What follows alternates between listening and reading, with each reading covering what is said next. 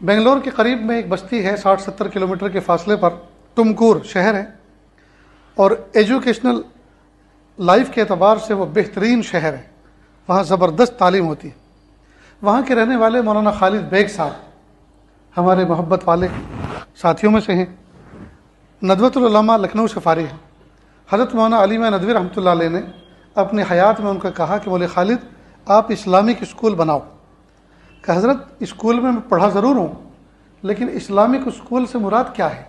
کہ دیکھو دو طرح کے اسکول ہوتے ہیں، ایک مسلم اسکول اور ایک اسلامک اسکول۔ مسلم اسکول وہ ہے جس میں پڑھنے اور پڑھانے والے مسلمان ہوں، اور اسلامک اسکول وہ ہے جس میں پڑھنے اور پڑھانے والے اسلامی مزاج کے ہو۔ دونوں میں فرق ہے۔ ایک آدمی مسلمان ہوگا لیکن اس کا اگر مزاج اسلامی نہ ہوا تو وہ چہرہ بناتا ہوگا، نمازیں چھوڑتا ہوگا، احکام توڑتا ہوگا، بے پردگی اس کے نزدیک کوئی عیب نہیں ہوگا، جی، بلکہ اسلام کی تعلیمات پر کئی مرتبہ اعتراض کرتا ہوگا، ہے مسلمان۔ تو مسلم اسکول الگ ہوتا ہے اور اسلامک اسکول الگ ہوتا ہے۔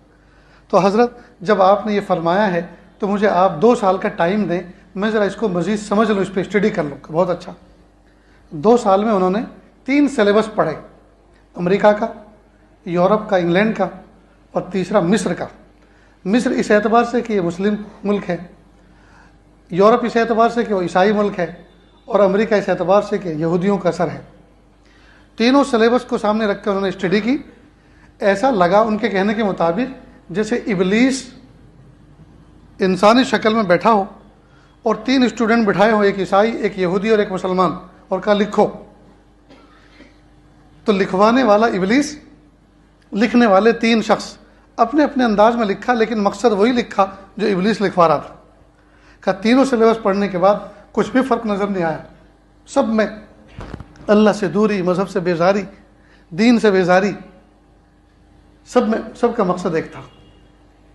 مثال کے طور پر انہوں نے ایک مثال دی، مصر کا جو سلیبس تھا اس میں میتھ پڑھایا جا رہا ہے، اور میتھ والے بچے کو ایک مثال دی جا رہی ہے کہ ابراہیم بار میں گیا، بار تو جس میں شراب بیچی جاتی ہے، شراب خانہ، ابراہیم بار میں گیا، فاطمہ نے 3 روپے میں، وہاں روپے کو جنیو کہتے ہیں، وہاں کی کرنسی کا یہ نام ہے، 3 جنیو میں اس نے 1 بوتل ابراہیم کو دی۔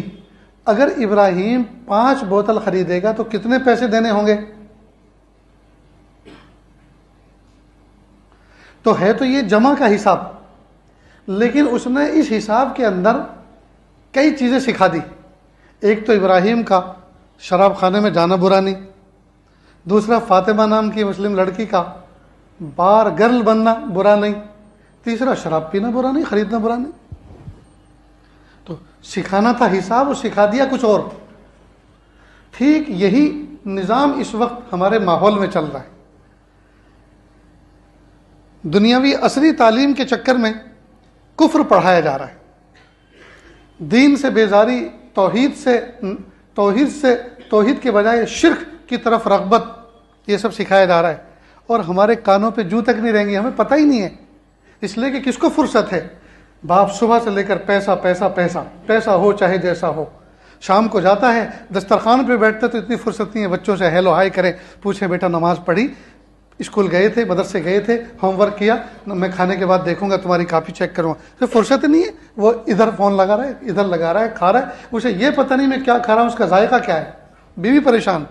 اتنی محنتوں سے ہم پکاتے ہیں، ایک لفظ ماشاءاللہ الحمدللہ کا تعریف کرنے کے بھی بہت اچھی چیز بنائی۔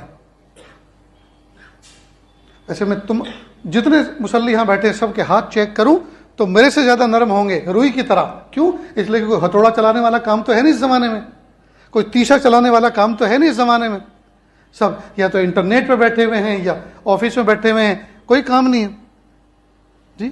اندر اندر بیکاری ہے، باہر باہر کام بہت ہے، سب کے سب بزی، ہاتھ میں کام کچھ نہیں، بزی سب ہے، دل دماغ سب کے بزی، پیسہ ہو چاہے جیسا ہو، صبح سے لے کر شام تک، شام سے لے کر صبح تک، اور ہمیں اس بات کی فکر نہیں کہ ہمارے بچے کیا کفر پڑھ کے آ رہے ہیں، کیا پی کے آ رہے ہیں، کیا کھا کے آ رہے ہیں۔